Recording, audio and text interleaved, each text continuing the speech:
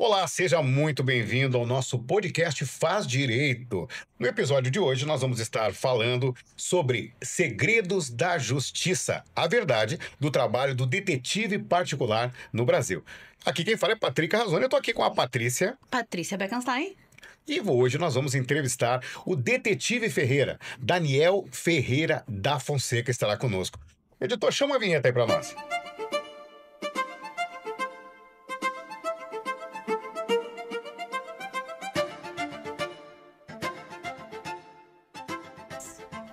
Então, Carrazone, diz aí pra mim, você sabe o que faz um detetive particular? Você sabe se existe essa profissão no Brasil? Se é só um mito aí de filme de Hollywood? O que tu acha aí? Existem detetives particulares no Brasil? Na realidade, a profissão foi regulamentada em 2017, tirando esses profissionais que viviam à margem da lei. E de acordo com a Lei 13.432, hoje é uma profissão regulamentada, onde esses profissionais têm a distinção ali do trabalho para também dividir e diferenciar o trabalho da polícia e dos detetives particulares. E melhor, hoje nós vamos ter aqui a nossa entrevistada aqui explicando muito bem como é que isso funciona. É isso aí, Carrazone. No episódio de hoje, nós vamos entender melhor como funciona essa profissão.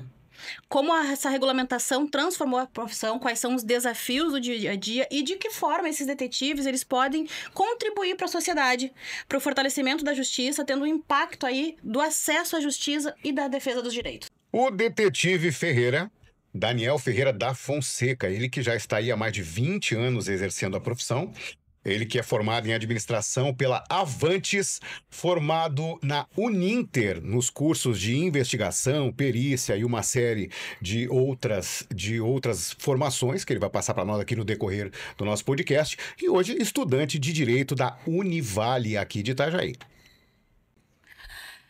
Então, Carrazone, o Daniel é diretor da agência Ferreira de Detetive e é com muita satisfação que a gente dá boas-vindas ao Daniel para falar um pouquinho sobre a importância do trabalho do investigador para participar das vidas das pessoas. Tudo bom, Daniel? Obrigado, Patrícia. Obrigado, Carrazone, pelo convite. É uma honra estar participando aqui com vocês desse bate-papo. E eu vou te confessar, Patrícia, que quando você me falou, quando você me apresentou a ideia de participar de um podcast voltado para o direito, eu tive aquele pensamento, não sei se vale a pena, porque a primeira impressão que eu tenho quando se fala de direito é mais do mesmo, aquela linguagem complicada, enfim, é difícil até das pessoas entenderem isso. Mas conversando com a Patrícia Carrazone, ela me explicou o seguinte: a ideia do podcast é trazer o direito para o público comum, com uma linguagem simples, direta, mais aberto para as pessoas conhecerem, não para o público técnico, né? E, poxa, eu achei genial, eu digo legal. Acho que vai valer a pena, sim, participar, e a gente vai ter uma oportunidade aí de estar desmistificando um pouco a investigação e trazendo aí alguns links, fazendo algumas ligações aí com o direito. Então, eu acho que vai ser muito produtivo. Tá? Bacana, te agradeço muito, Ferreira, e realmente essa é a ideia, é a gente bater um papo aqui descontraído, falando sobre a questão da tua profissão, de uma forma bem clara que as pessoas consigam entender, porque aquilo que eu te falei no nosso primeiro papo offline, eu sou uma dessas pessoas que quando se falava em detetive particular, a primeira coisa que vinha na minha mente é aquela figura do detetive de filme do 007. 007, Sherlock Holmes, e a gente ia nessa linha. Então, quando eu conversei contigo, assim, foi uma coisa que me chamou muito a atenção, principalmente o fato de que a tua profissão, ela pode contribuir muito pra gente estar aí resolvendo questões que muitas vezes se perde na desigualdade social, em processos, né, e tudo mais. Então, achei muito bacana isso e te agradeço pela presença. Uma coisa bacana da gente comentar é que com a regulamentação da lei em 2017, né, hoje tem até graduação, não é isso? Sim, tem várias. Inclusive, a gente vai se aprofundar, para você que está aí nos assistindo, a gente vai tentar se aprofundar nessa questão de como a lei transformou a investigação no Brasil. A gente teve aí uma mudança depois da regulamentação da profissão para cá. E essa questão de terem surgido muitos cursos é algo que em alguns momentos eu vou criticar, a gente vai falar sobre isso, mas aqueceu bastante o mercado, né? Na minha época, quando eu era criança, tinha um cursinho que a gente fazia à distância, nos livrinhos que vinha, que era o curso de formação à distância de detetive particular. Eu nem me lembro, era das Tabajara lá, não vamos nem entrar em detalhes aí, né? Mas hoje, gente, existe uma graduação para você. Hoje nós temos algumas faculdades, inclusive daqui da região, né? Que estão fazendo o curso, né? Qual faculdade aqui da região que faz? Eu me formei pela Uninter. Pela Uninter. Existem outras faculdades aí, Brasil afora, que trazem cursos de investigação particular. Mas aí eu gostaria de fazer alguns comentários aí em cima disso, tá? Você foi muito feliz na tua colocação, porque vamos estabelecer um raciocínio aí. Abriram muitos cursos, tá? E muitos cursos com qualidade e outros sem qualidade. Então, a lei precisa melhorar ainda. A Lei 13.432 tem muitas melhorias que podem vir para mudar a situação atual. Essa questão dos cursos, por exemplo, não existe uma fiscalização nesses cursos. Então, tem muito curso feito pela internet, Sim, cursos à distância, que não tem qualidade. Eu mesmo até comentei com vocês anteriormente que cada curso que vai abrindo eu vou fazendo, até também conhecer o que está vindo no mercado, estar sempre atento, buscando novidades. Novas tecnologias. Hoje nós vamos falar um pouquinho. Sim, nós vamos tocar nesse assunto depois. E durante esses cursos, alguns são, sinceramente, ridículos. Não vão preparar um profissional para o mercado. E o que acontece? Como nós não temos uma fiscalização em cima disso, esse profissional ele entra no mercado totalmente despreparado. E aí entra uma falha, que eu aponto na lei, que nós deveríamos ter uma fiscalização em cima dos cursos, em cima dos profissionais que entram, para depois eles irem para o mercado. Então, pegando essa linha que tu falaste agora da lei, o que a lei, propriamente, a Lei 13.432 de 2007, contribuiu para dar mais legitimidade e segurança para o trabalho de vocês como detetives, e o que ela precisa melhorar? Vamos lá. A lei, ela com certeza foi um avanço, não tem dúvida disso. Até como o Carrazone colocou no começo, que os detetives trabalhavam à margem da lei. Não existiam leis específicas para isso. Até tinha alguma coisa lá dos anos 60, 70, leis muito antigas, né? E isso trouxe uma certa modernidade para o trabalho. Então, eu acho que a primeira contribuição foi essa. Trouxe regulamentação, trouxe uma direção para a categoria. E eu vejo, na prática, inclusive os tribunais acho que tiveram mais facilidade nisso. Né? A gente vê decisões do STJ, por exemplo, tem pessoas que são investigadas e vão processar o detetive, vão processar a pessoa que contratou, porque minha privacidade foi invadida, enfim. E os tribunais entendem o quê? Contratar um detetive não é invasão, não é um crime, não afeta a tua vida pessoal. Tá? Então, eu acho que até para os tribunais facilitou para eles decidirem esse tipo de coisa. Então, com certeza trouxe uma segurança jurídica assim, até para quem trabalha com isso, para quem contrata.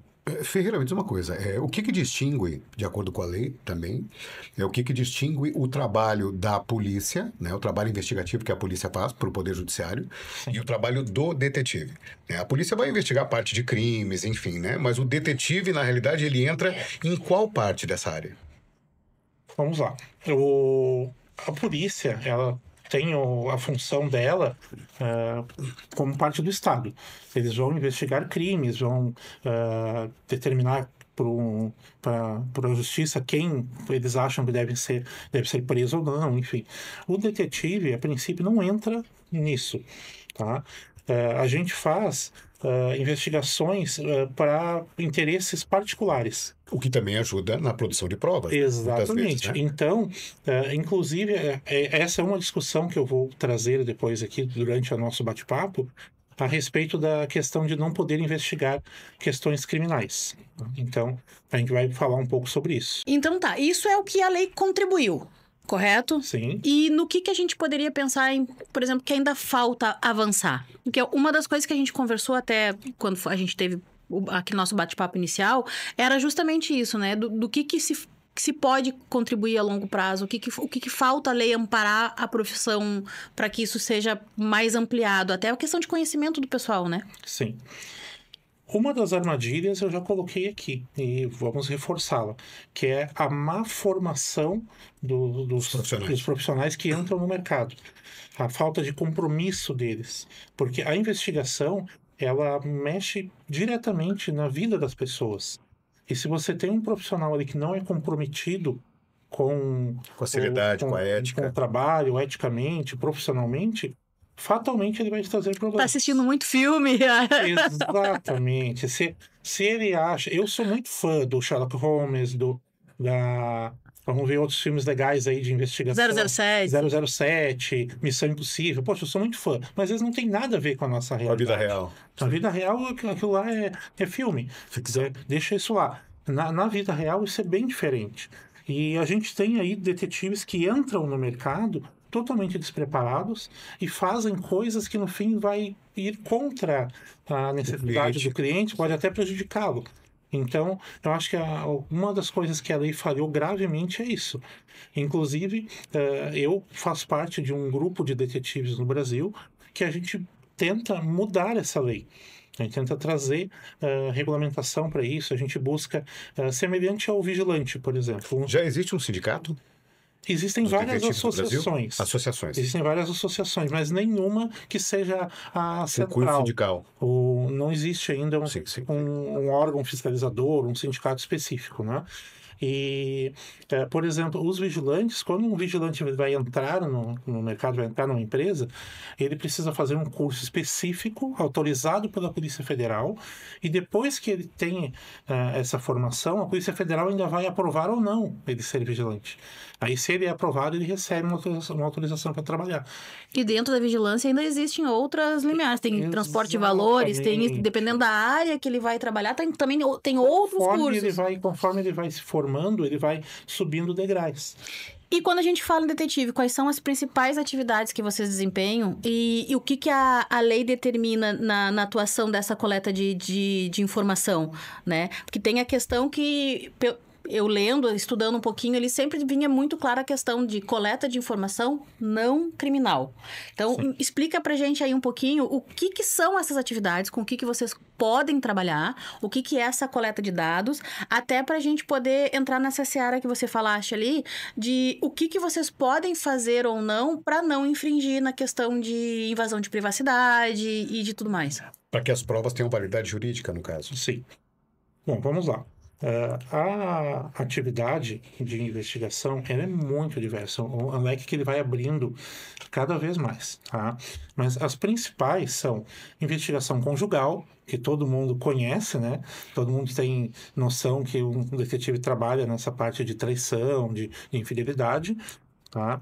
A gente trabalha muito com questões empresariais, patrimoniais, com questões trabalhistas, localização de veículos, de pessoas, e isso tudo vai ramificando. Mas as principais atividades são essas que eu enumerei para você nesse momento. Tá? E deve ter tido um aumento agora, principalmente nessa parte da questão da infidelidade conjugal, né? Porque agora houve algumas alterações na lei aí, que o infiel agora está sujeito a pagar, né? Está sujeito a pagar indenização, está sujeito a pagar tratamento psicológico, uma série de coisas, né? Sim. Aí aumenta um pouco essa demanda ou não?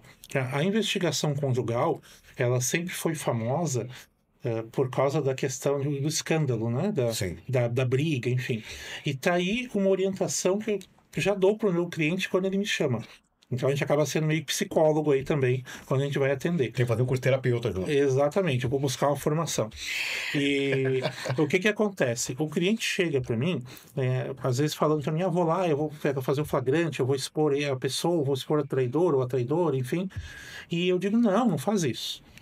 Eu vou lá, eu vou fazer a investigação para você, vou te trazer as provas que você precisa, e depois que você tiver isso em mãos, você vai procurar um advogado e vai lutar pelos seus direitos. Você dá essa orientação toda de como ele pode usar essas provas. Certeza. E essas provas? Vamos lá. Eu acho que eu já te fiz essa pergunta no off também, né? É diferente, né? Tu não vai sair, como a gente comentou bastante, questão da privacidade, né? Você não vai sair se pendurando em janela e tirando foto de dentro dos apartamentos ou fazendo... Como comprovar isso, né? Como comprovar essa infidelidade sem invadir a privacidade, né?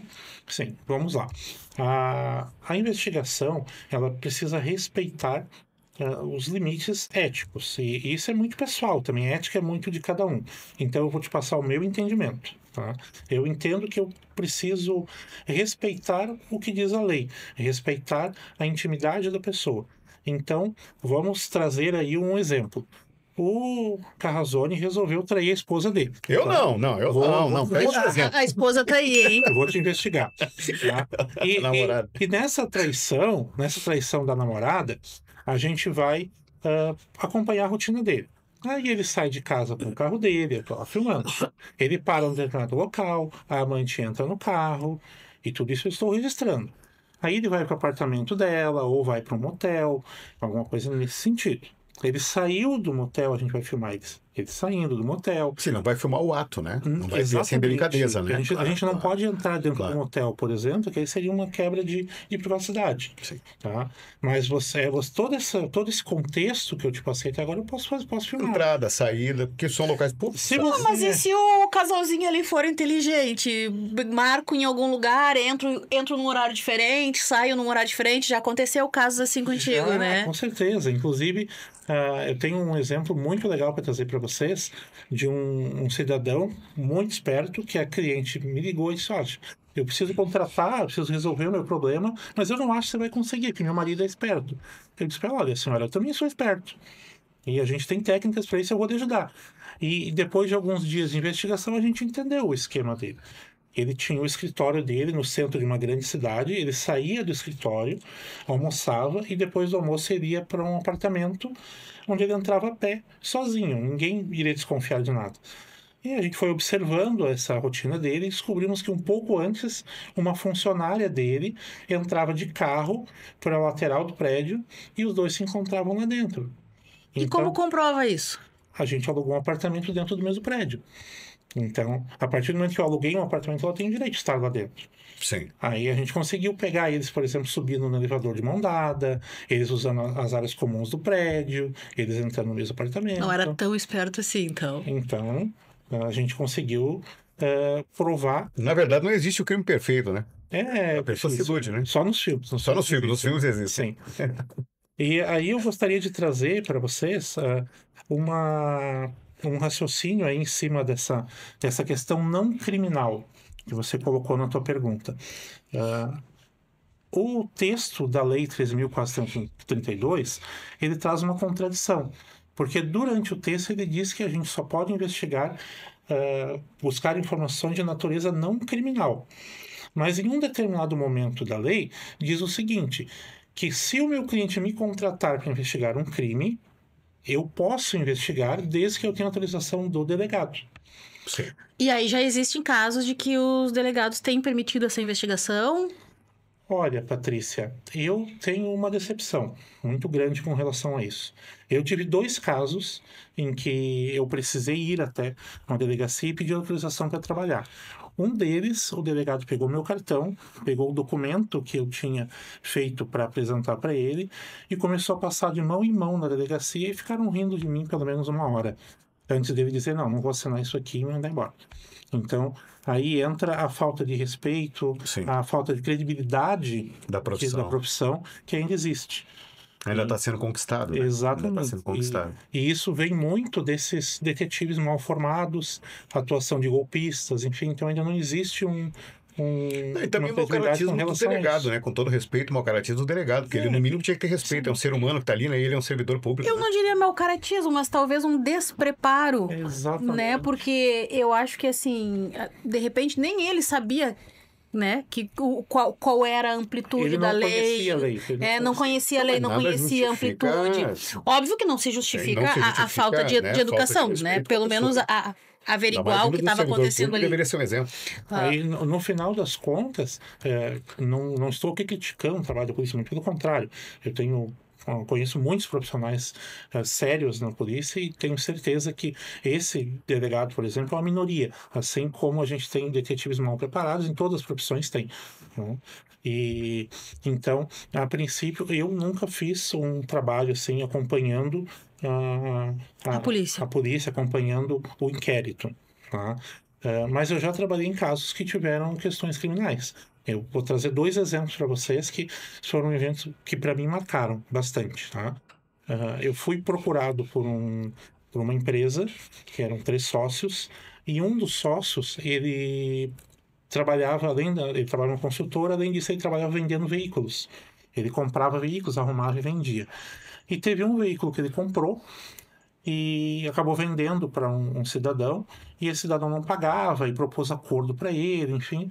E um dia ele saiu para ir resolver isso com essa pessoa e desapareceu.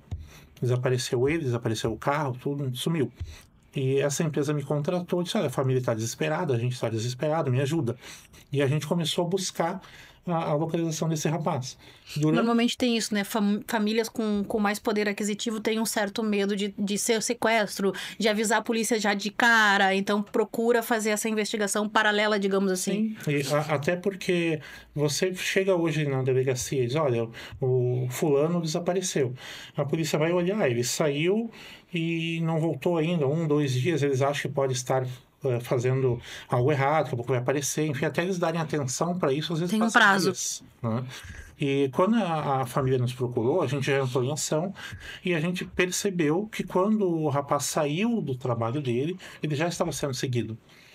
Aí, através da placa do veículo, a gente já identificou quem estava seguindo ele, e essa pessoa era ligada à pessoa que tinha comprado o carro dele.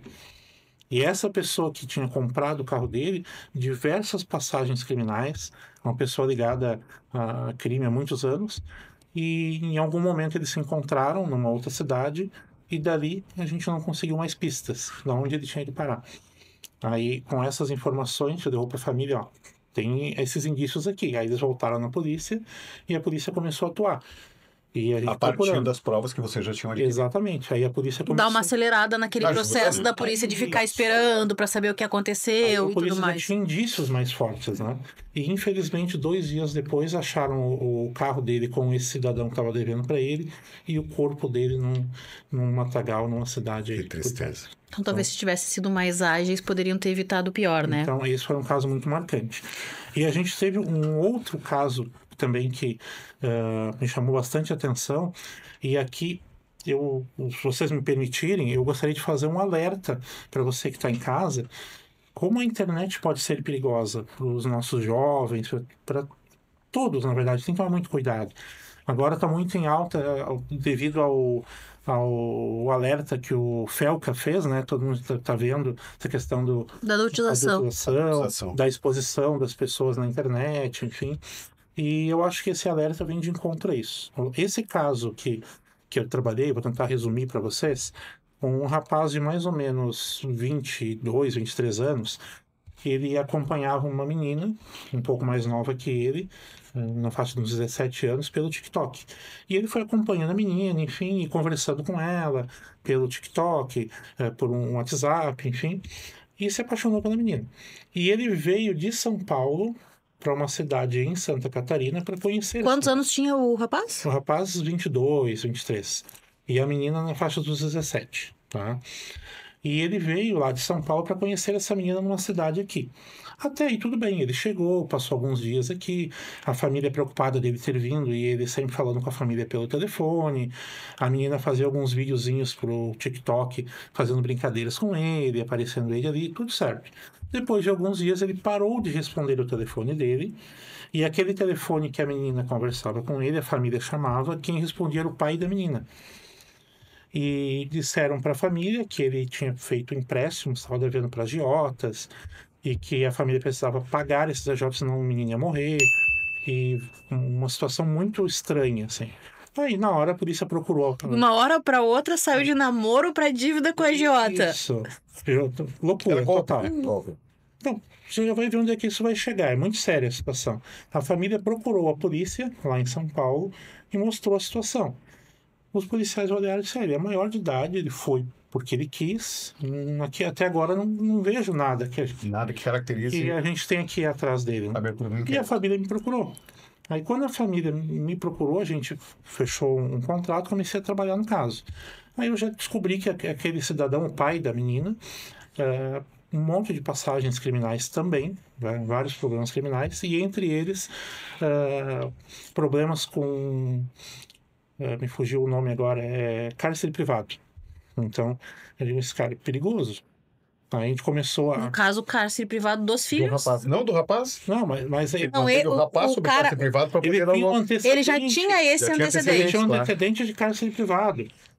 E eu não conheço o processo, mas já é um indício. Não dizia quem que era ligado esse. Exatamente. Aí a gente começou a investigar e percebeu que o cara era perigoso. Aí a gente tem técnicas aí para localizar uma pessoa e a gente localizou onde é que ele estava. Aí quando a gente conseguiu localizar, né, a família já estava desesperada, inclusive porque teve uma ligação que a família fez para ele, uma chamada de vídeo, e nesse vídeo eles mostraram o rapaz todo machucado, o rosto todo deformado, tinha apanhado um monte, e esse cidadão dizendo que quem tinha batido no menino era os Tinha agiotas. sido os agiotas. E aí, quando a gente viu aquilo, já tínhamos localizado o lugar, aí o cliente veio de São Paulo, foi até a delegacia, eles disseram que iam investigar, enfim, e ele saiu dali desesperado e vamos fazer o seguinte, vamos lá para frente da casa, vamos chamar a polícia militar. Aí a gente chamou a polícia, mostrou Pra dar o os flagrante, detalhes. Aí o policial militar disse, não, isso tem que resolver agora. O policial foi lá, bateu na porta, chamou, e daqui a pouco o menino apareceu todo machucado, o policial chamou ele e disse, ó, vai lá, tua família tá lá, e já chamou o rapaz para fora. Ele estava na casa da menina. Salvaram a vida do Tava menino. na inclusive. casa da menina e o pai estava mantendo ele Ele preso lá. sob cárcere privado. Aquela surra que ele levou, que ele tentou fugir. Então era um sequestro. Era um Pra mim, sequestro. também são sequestro. Ele tava extorquindo a família por dinheiro. Né? Falando um pouquinho de... Desculpa, realmente a gente salvou a vida desse A vida do rapaz. menino. Então, esses são dois casos que foram muito marcantes. O Ferreira, os crimes de internet hoje eles estão a cargo da Polícia Federal, né? Mas também tem um processo investigativo que, creio eu, possa ser feito por detetives particulares. Não digo na parte de rastreios de IP, enfim, mas muita coisa também o detetive tem como ver por ali pela internet, né? Sim. Hoje com as novas tecnologias e tudo que se tem de técnica aí, né? Existem algumas possibilidades com relação à investigação digital. Mas a gente ainda é muito limitado quanto a isso. Muito limitado Pela mesmo. Pela lei Pela lei, e pelos recursos, pelos recursos. que a gente tem. Então, aí mora uma armadilha muito grande. A gente tem hoje a atuação muito forte de golpistas em cima disso. Sim. Então, o que acontece na prática? A pessoa precisa investigar alguma coisa. Por exemplo, uma coisa muito comum. Eu quero ver o que a minha esposa conversa no WhatsApp. O que a pessoa faz? Vai para a internet e pesquisa. Tá cheio de gente vendendo Tem uns aplicativos aí que paga 30 pila por mês. Os primeiros 50 anúncios que vão te aparecer são golpes. A Todos maioria é são golpe. golpes. Porque hoje, a nível de Brasil, não existe ninguém que vai conseguir hackear o seu telefone, o telefone de um terceiro, sem ter acesso ao aparelho. Então, se eu tenho acesso ao aparelho e eu consigo ir lá instalar um aplicativo nele, enfim, eu tenho senha, tenho tudo acesso, coloquei um aplicativo lá, eu vou conseguir ver em que a minha esposa conversa no WhatsApp. Se eu não tenho acesso ao aparelho, qualquer coisa que eu oferecer é golpe.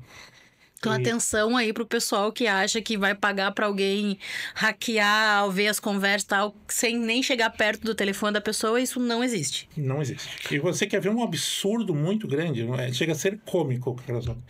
As pessoas me procuram, eu explico isso, aí eles dizem, tá bom, então eu preciso de outro tipo de detetive. Aí eles continuam procurando. Aí depois eles voltam para mim dizendo, realmente era golpe. Eu digo, meu Deus do céu, era golpe. Na verdade, pro WhatsApp, sim. Agora, existem alguns, spy ou alguma coisa, que eu outro dia entrei e digo, eu vou botar R$9 fora. Botei R$9 fora ali pra hackear minha própria conta. Porque daí a minha, eu tinha como ver se era golpe ou não, porque eu ia saber se tava realmente as pessoas vendo ali.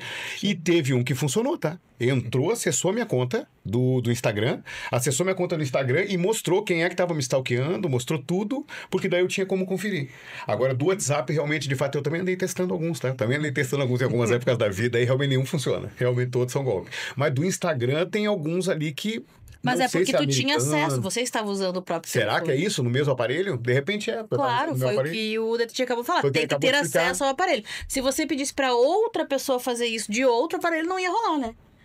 Agora, tu te perseguindo, eu também eu mesmo, tava fazendo o meu mesmo, Aí, de repente, pode ser nesse sentido. Sem ter acesso, não tem como. Sem ter acesso. Isso eu garanto para você. Tá? E mesmo os aplicativos que você tem acesso, você pode usar, eles ainda têm algumas limitações. Né? Como, por exemplo, em iPhone, você não vai ter nenhum aplicativo hoje que faça isso discretamente. A pessoa que usa o iPhone, se você instalar alguma coisa lá, em algum momento ela vai saber. No Android, não. O Android tem uma lacuna maior para isso.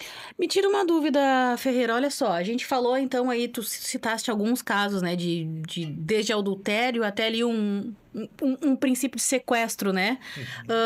Tudo isso que você apura, tudo isso são provas que você consegue entregar. Você faz um relatório, você entrega para a família, ela consegue aproveitar isso. Então, no caso, por exemplo, a família do rapaz ali, se ela quisesse entrar com um processo contra o cara ali que manteve o menino preso, mas ela pode usar essas provas para isso?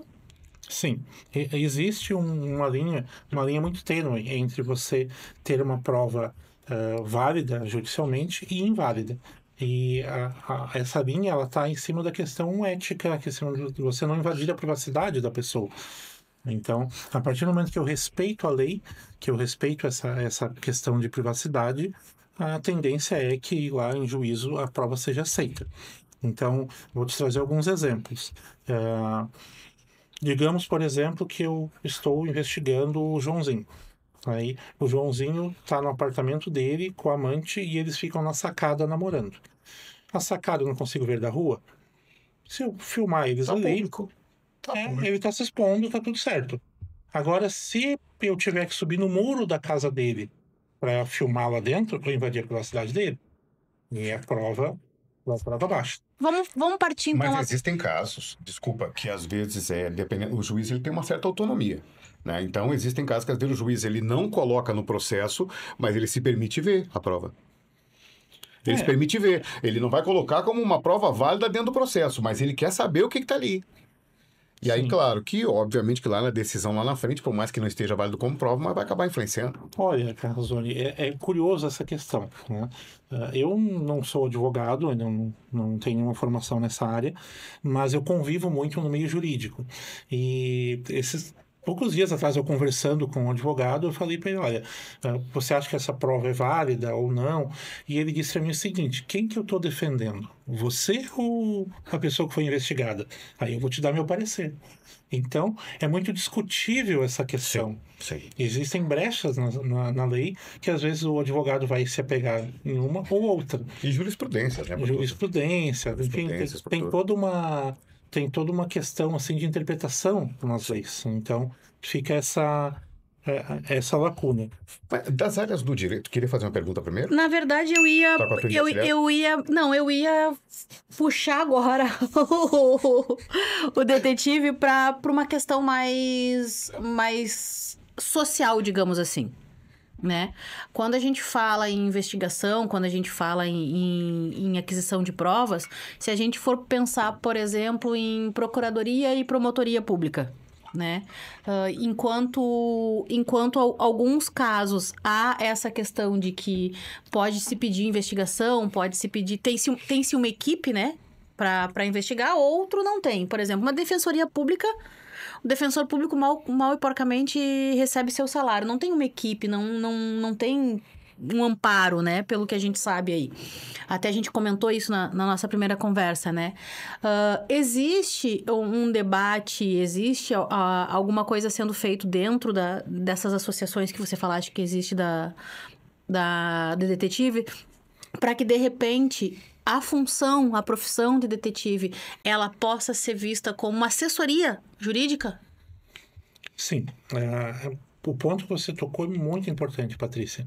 Está aí mais uma mudança que a gente busca na Lei 13.432. Vamos contextualizar isso. Até pouco tempo atrás, você voltar alguns anos, quem opera no direito há algum tempo sabe que existia uma distorção no papel de alguns atores aí do direito, onde as pessoas participam do meio jurídico. Entendia-se que o juiz, ele era uma autoridade, e abaixo dele estava ali o promotor, o advogado, enfim. E com o tempo, o crescimento aí dessa mentalidade, entende-se que advogado, juiz, promotor estão todos no mesmo patamar. Eles têm papéis diferentes, mas eles são todos iguais. E aí veio a questão de equiparação ali dos poderes, né? Mas isso, na prática, é muito difícil. Vamos voltar lá no meu exemplo do Joãozinho. Vamos botar que o Joãozinho agora ele não é mais o traidor, agora ele virou um criminoso. Tá? Aí o Joãozinho cometeu um crime. Ele vai ser investigado pela polícia, que tem toda uma estrutura, que tem acessos, por exemplo, tem meios para talvez ir lá pegar o celular dele e investigar, para, enfim, grampear o telefone dele, coisas. Tem muitos meios que nós não temos. A polícia tem. Um cidadão comum não tem esse poder. Eles vão investigar o Joãozinho a fundo. Lá na polícia eles têm peritos, eles têm investigadores, eles têm toda uma estrutura. Talvez vão investigar o Joãozinho por anos. E vão criar um relatório gigante sobre tudo que o Joãozinho faz. Aí esse inquérito vai para o juiz, né? A promotoria pública, por exemplo, vai entrar nisso também. Se o promotor tiver alguma dúvida ali, o Ministério Público vai investigar também com toda uma estrutura por trás. Aí chega na mão do juiz, se o juiz tiver alguma dúvida, ele também tem poderes para solicitar mais diligências, enfim. Então a gente tem uma estrutura gigante em cima do Joãozinho. Aí o Joãozinho contrata um defensor público. Um advogado Contrata, com o dinheirinho que ele tem. Ou vai para a Defensoria Pública. Para a Defensoria Pública. Tá? Aonde que está a equiparação aí? Aonde que está a ampla defesa aí? Como que o Joãozinho... A equanimidade nisso, né? A gente não está aqui para defender bandido ou não, mas tem que haver algo Acho que não é uma questão de defender bandido, mas se a gente for parar para ver a quantidade de pessoas que são presas, que passam anos na cadeia até conseguir provar que são inocentes, né? Então, se a gente for... E normalmente são pessoas mais carentes, são pessoas mais pobres, são pessoas... Então, e é aí que eu queria chegar, por isso que eu te perguntei da questão da assistência jurídica. Até então, pelo que eu tô percebendo, a contratação de um detetive, ela tá num nível de quem tem um poder aquisitivo para fazer isso. Sim. Né? Então, se eu não tenho um poder aquisitivo, de certa forma, tem que ser elevado, né? Tem que ter uma grana boa para estar fazendo isso. Se eu for acusada de um crime e eu não tiver como provar que não fui eu e eu não tiver condições de contratar um detetive, muitas vezes o Estado não vai me fornecer isso. Não, com certeza. Vai me fornecer o básico, né? O preenchimento burocrático, a questão... Não estou dizendo que o defensor público seja ruim, não é isso. Muito pelo contrário. Estou falando que ele vai trabalhar dentro dos recursos dele. Só que assim, olha a quantidade de casos que esse cara tem nas costas dele. A própria polícia, para fazer investigações, às vezes, tá cheio de crime, de coisa, tem que escolher o que vai investigar primeiro, né? Sim. Então, a gente entra nessa questão. Então, se existisse essa assessoria jurídica, legal, de um detetive nessa área, a gente poderia estar falando aí mais de equidade mesmo, de justiça social mesmo. E eu quero aproveitar para convidar você que está nos assistindo a compartilhar esse vídeo para aquela pessoa que pode estar precisando dessas informações. E para você que quer se manter bem informado, gente, faz direito podcast. Clica aqui no sininho, nos segue e acompanha o nosso podcast aqui, né? Patrícia, então, com seus últimos comentários, eu vou puxar 2 ganchos que eu considero muito importantes. Primeiro, que eu entendo que para resolver essa questão da balança da justiça, o detetive precisa urgentemente entrar como um auxiliar da justiça. Hoje, se um juiz identifica uma necessidade, ou o advogado precisa do defensor público, por exemplo, ele pode solicitar a ajuda de um perito, ele pode solicitar a ajuda de alguém técnico, mas ele não pode solicitar um detetive, porque a lei não entende que o detetive é um auxiliar da justiça. Então, nós precisamos dessa mudança da lei urgente, porque aí o próprio juiz vai poder determinar. Para esse caso, é melhor um detetive intervir, e a gente vai poder trabalhar para essas pessoas que não têm grana para pagar um detetive, custeado pelo Estado. Esse é um ponto que é interessante a gente reforçar.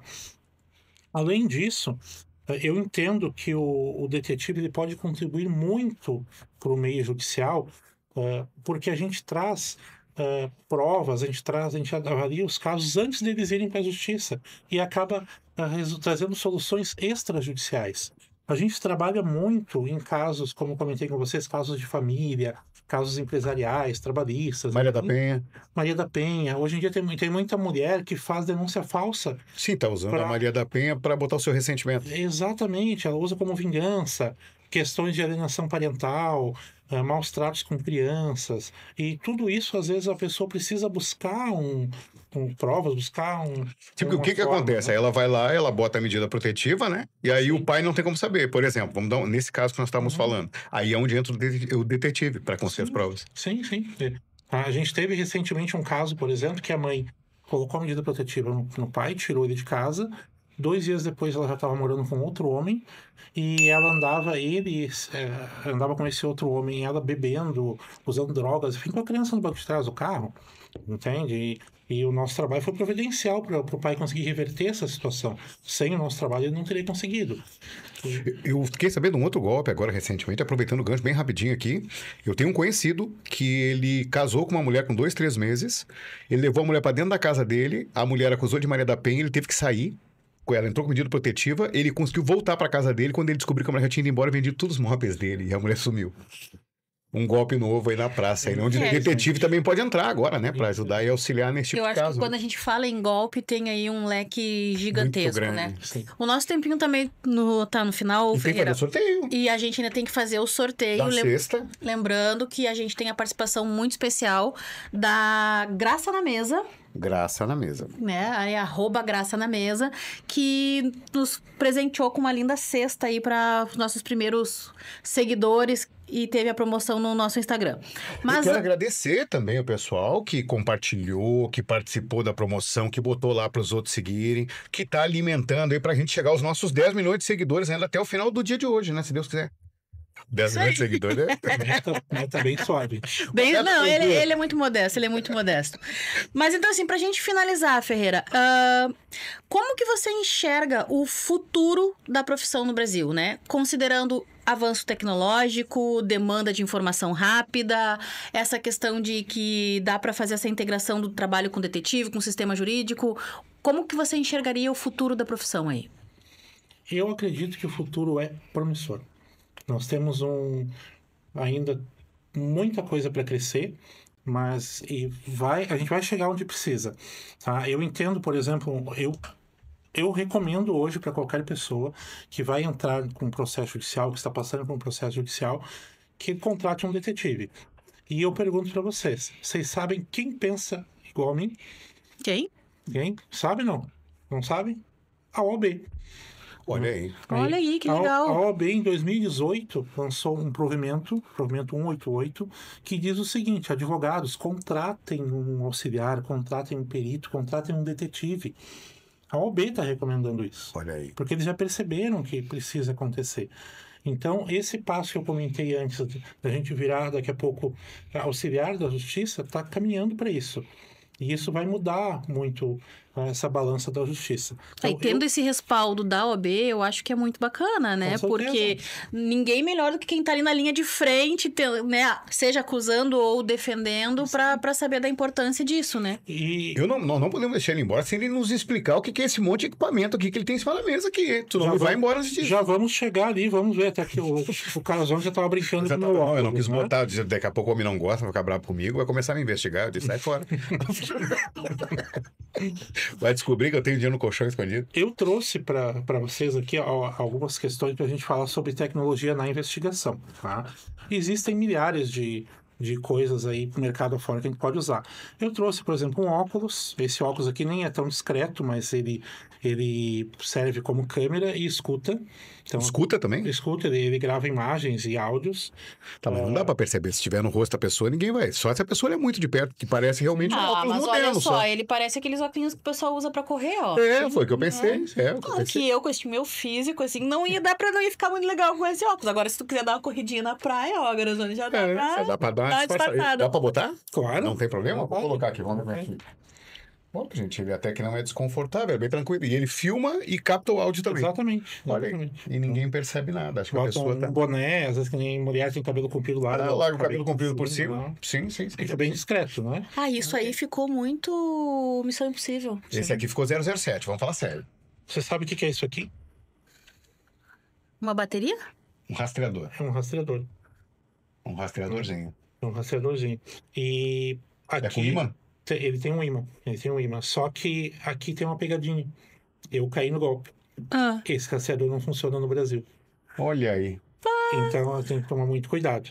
Tá? Esse outro aqui, ó, que é um pouquinho maior, esse funciona. Esse funciona no Brasil. Tá, isso dá para botar, por exemplo, na placa do carro, dentro do... É. Em algum lugar que bota num carro, por exemplo, para rastrear ou na bolsa de uma pessoa. Por exemplo, assim, ó, vamos voltar lá no exemplo, agora o Carrazone virou o traidor novamente. Mas Aí, sempre eu, vamos botar a Patrícia. a namorada dele resolve investigar ele. Tá cancelado em nome de Jesus isso aí. Fora dessa, vamos lá. Aí- Deixa o Carrazone aí. A namorada dele resolve investigar ele. Aí eu entrego o rastreador pra ela bota lá no carro dele e nós vamos sabendo o que ele tá indo. Né? E vamos tentar entender a rotina dele. Né? Esse ajuda, tipo, se tu vai seguir o cara não seguir tão de perto, dar uma distância, aquela coisa toda, né? Exatamente. Pra não parecer aquela coisa de Você filme monitora que pelo fica celular? ridículo, né? A pessoa Sim. tá seguindo Não, exatamente aplicativo. atrás ali. Não, com o rastreador vai saber tudo, né? Sabendo a pessoa andou, que horário Sim. foi, sabe tudo, né? Aí tem algumas coisas que a gente acaba adaptando. Essa câmera, por exemplo, ela é uma câmera de inspeção veicular, o Sim. tamanho dela. Mas com essa câmera aqui, eu consigo Passando uma fechadura. uma fechadura, alguma coisa assim, algum lugar que a gente precisa saber o que está acontecendo do outro lado, enfim. São recursos que a gente pode usar, às vezes, dependendo da situação, dependendo do que a gente precisa. Tá? Não é tão comum, mas já teve caso a gente precisar. E tem as câmeras, né, que a gente usa bastante, principalmente quando a gente está a uma distância considerável do alvo, essas câmeras ajudam bastante. Fora isso, o que a gente tem de tecnologia que nos ajuda muito são os telefones. Hoje em dia você investiga com o telefone tranquilamente. Até Sim, porque as pra câmeras filmar dos telefones hoje em tudo. dia Já são... tem Zoom. Assim. Ferreira, obrigado pela tua presença conosco. Vamos ver se a gente marca aí do Ferreira vir trazer mais informações para nós, mais novidades. Parabéns pelo teu trabalho, parabéns pelo teu currículo, pela tua dedicação, pelo teu empenho. Tudo que tu estudou aí, te esforçou para hoje estar podendo aí estar representando a categoria dos detetives. Mais alguma pergunta nós vamos fazer pro Ferreira ainda ou vamos deixar o... Não, eu vou chamar o Ferreira pra fazer o sorteio pra gente Olha agora. aí, tem que fazer o sorteio, né? Agradecer. Ferreira, quer aproveitar, passar as suas... Bom, é que detetive também não pode estar dando, né? Muita informação, né? O pessoal tem que saber procurar. Mas vamos passar um telefone para contato teu, vamos passar como as pessoas fazem para te contatar, para contratar o teu trabalho? Claro. Primeiramente, quem tem que agradecer sou eu. Tá? Vocês são uma simpatia e o bate-papo foi muito legal. Fica o meu agradecimento. Tá?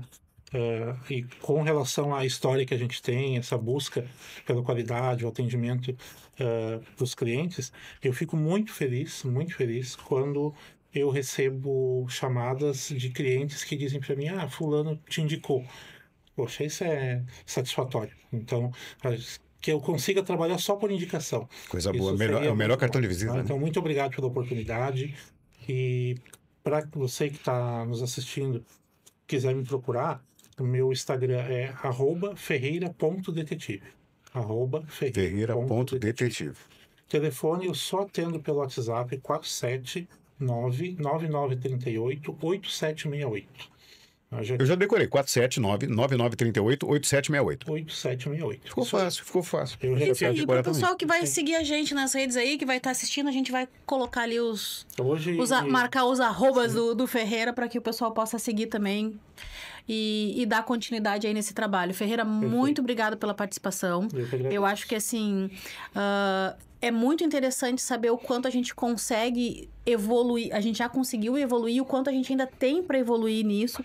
E uma coisa que me chama muito a atenção é essa questão realmente da questão da justiça social, da equidade, da igualdade, de quem sabe num futuro próximo a gente vê a tua profissão aí ajudando a gente não ter tanta gente presa sem necessidade, a gente tem uma questão de uma justiça mais transparente, mais limpa, né? Cega de verdade, né? Cega no bom sentido, né? Porque precisa ser cega. Mas com os olhos bem abertos pro que tem que ser visto. E então isso me traz uma certa felicidade, saber que a gente tem mais perto do que eu imaginava uma profissão aí que pode nos auxiliar muito nisso. Gente, nós temos aqui que fazer o sorteio da nossa cesta aqui. Nós fizemos um processo bem... Como a gente está começando, a gente não tem muitos seguidores ainda. Eu espero que, Como assim? né? Eu estava explicando que é um processo todo de automação industrial aqui, gente. Uma tecnologia de ponta para fazer o sorteio. E o Ferreira, que está aqui o nosso entrevistado, que vai ser o nosso auditor. Infelizmente, o governo federal e a Caixa Econômica Federal não puderam mandar o auditor deles. O Ferreira vai ser o nosso auditor aqui no dia de hoje, né? Aqui, olha aí, já está embaralhado. Já, Aí, só. Ferreira. Tecnologia? Primeiro eu quero investigar. Tá certo. Abre todos para ver se os nomes são diferentes. Não é o meu nome. Mãos limpas. Vou pegar o meu nome aqui, hein? Só falta ser o nome dele mesmo. Não coloquei o nome dele. Não. Ele curtiu, comentou, compartilhou, mas eu não coloquei o nome dele. Botou o nome dele. Quem é a pessoa? Vamos ver. Mistério. quem ganhou foi o Matheus. O Matheus Bender, olha aí, o meu coordenador de curso lá na Unisul. Aqui, Matheus. Não, mas eles participaram, eu vi ele participando lá. Grande professor Matheus. Vai ser entregue em mãos para ele aí uma linda cesta do pessoal da Graça na Mesa. Graças a Deus. O professor Matheus é lá da Uninter também, né? Não. Ele é coordenador do curso de Direito ali da Unisul. Da Unisul não, da Uninter é a tua graduação. Eu já misturei tudo aqui, mas não, eu já tô ficando melhor. É que hoje eu não tomei o remédio. Mas enfim. Parabéns ao Matheus. Ao Matheus. Parabéns, Matheus. Pessoal, quer ficar bem informado, entendendo dos seus direitos, para não andar por aí, com o perdão da palavra, pagando mico, deixando disque-me-disque, ser manipulado por conversinha daqui, conversinha dali, e realmente, de fato, saber o que a lei prevê, de uma forma clara, tranquila, transparente, com uma forma de linguagem que qualquer um consegue entender? Segue aí o nosso podcast. Clica aqui no sininho, já fica em dia aqui, bota para nos seguir, para que você possa estar sempre acompanhando o nosso podcast. Um beijo no coração e até o nosso próximo episódio. Um beijo a todos aí, obrigado ao pessoal que participou, que está nos ouvindo. E vem muita novidade boa por aí, muito participante trazendo bastante conteúdo de uma forma descomplicada, de uma forma simples, para que você veja o direito como você nunca viu antes. Faz direito.